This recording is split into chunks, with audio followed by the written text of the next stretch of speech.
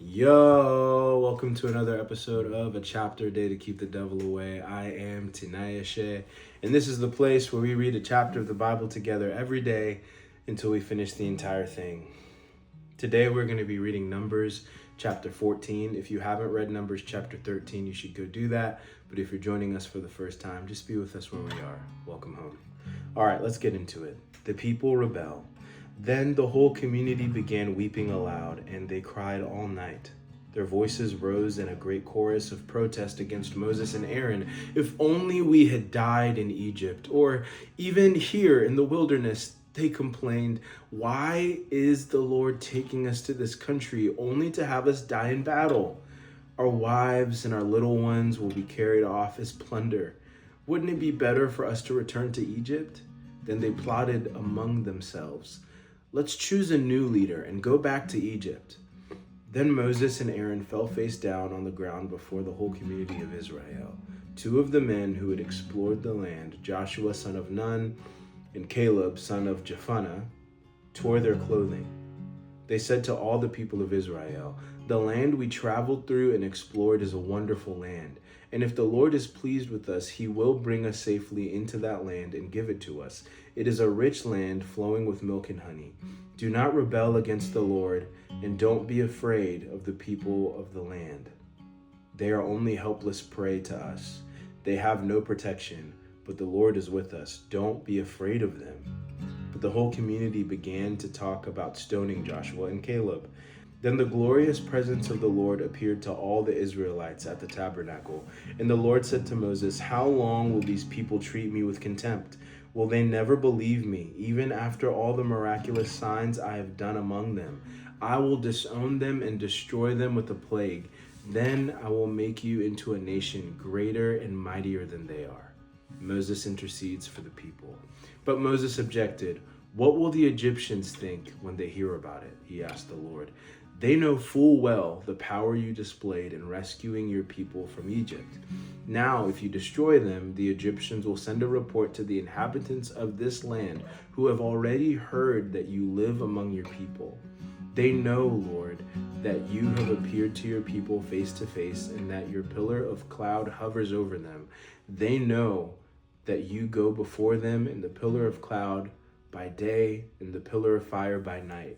Now, if you slaughter all these people with a single blow, the nations that have heard of your fame will say, 'The Lord was not able to bring them into the land he swore to give them, so he killed them in the wilderness.' Please, Lord, prove that your power is as great as you have claimed. For you said, 'The Lord is slow to anger and filled with unfailing love, forgiving every kind of sin and rebellion. But he does not excuse the guilty. He lays the sin of the parents upon their children.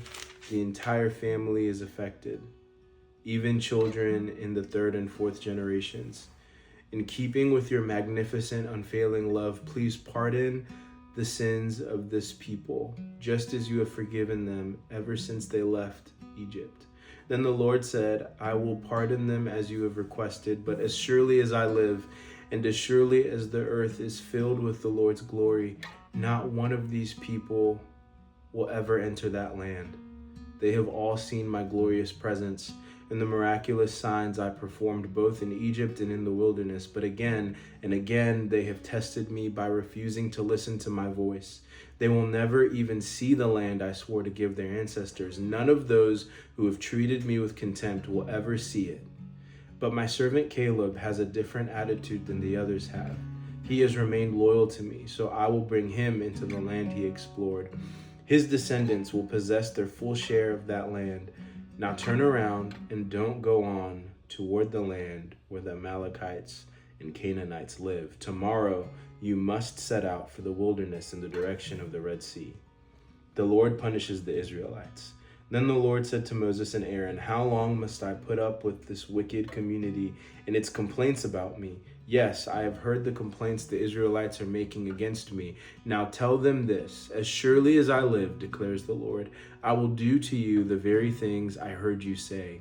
You will all drop dead in this wilderness because you complained against me. Every one of you who is 20 years old or older and was included in the registration will die.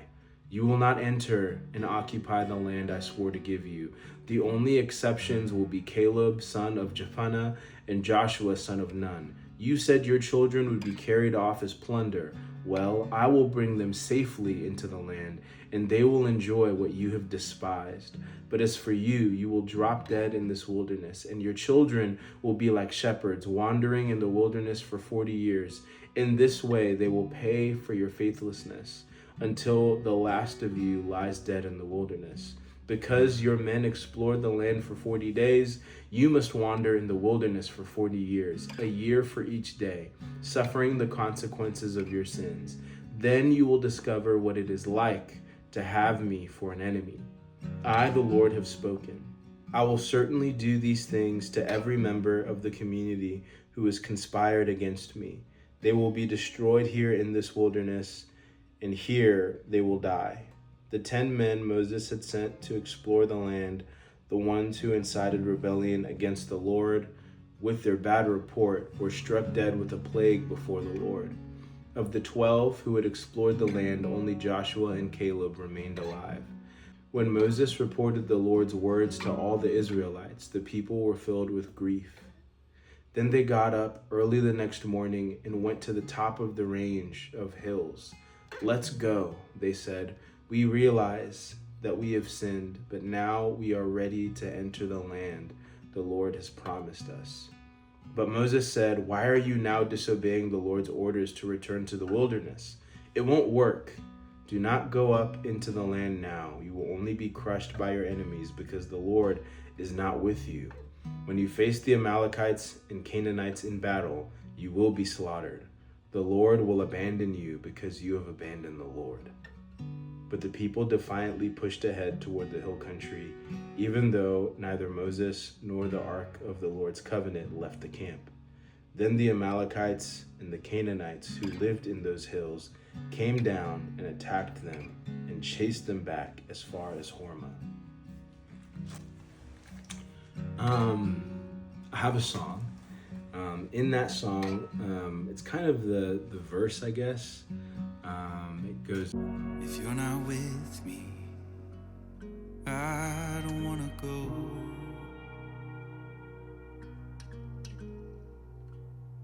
If you're not with me, I won't take another step.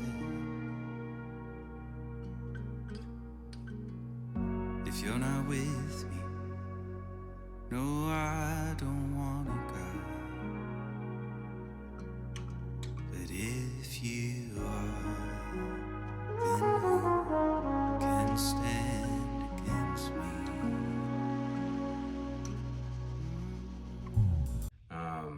I got that passage, I want to say it was from Leviticus. No, it was from Exodus 33, when Moses is again interceding on behalf of the people, and he's coming from the presence of the Lord, and his face is so radiant. It shines, and it makes the people afraid, but really it's just the fruit of Moses' communion with the Lord. And I think what I love in this chapter is that there's a train. I think what I love in this chapter is that Moses, again, like even though the people are ready to rebel against Moses, Moses' compassion for the people pours out when he hears that God is ready to kind of wipe them out and start over with Moses. Moses says, they know, Lord, that you have appeared to your people face to face, and that your pillar of cloud hovers over them. Like, they know that you go before them day and night. Like, they know of your power. We know of your power. And also Moses is well acquainted with God's mercy. Please, Lord, prove that your power is as great as you have claimed. For you said the Lord is slow to anger and filled with unfailing love. The power that Moses is appealing to is the Lord's love, the Lord's compassion, the Lord's patience, the Lord's forgiving nature. Please let your forgiveness pour out on these people as it has since we left Egypt for the wilderness. That is beautiful. That is beautiful. That's a guy who says, God, if you're not here, we don't want to do it. And then he warns the people, don't go into this land. Like, God is not with you. It's not going to work. If God is not with us, don't take another step. Stay here and obey. Like, that is really beautiful. And that is all I got for this chapter. I'm just really kind of overwhelmed and encouraged by that. I hope you're encouraged by that as well. God is powerful, and it's like the faith, hope, and love, but the greatest of these is love. Like the power that Moses is most moved by is the love and compassion of God, the forgiving nature. And so I hope that moves you as well. All right, I love y'all. Peace.